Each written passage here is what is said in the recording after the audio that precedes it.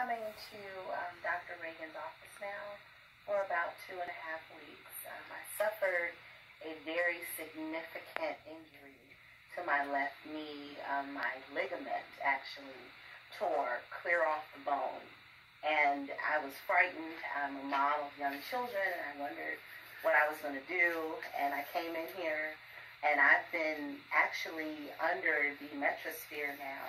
I've had several different treatments, and just yesterday, I stood up for the first time, and I actually felt no pain. No stabbing, shooting pains.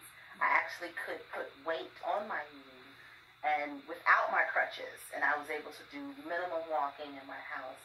That is tremendous, considering I was told that this would take quite some time, and so I'm so grateful. Thank you so much, Dr. Regan. You all truly helped me to get my life back.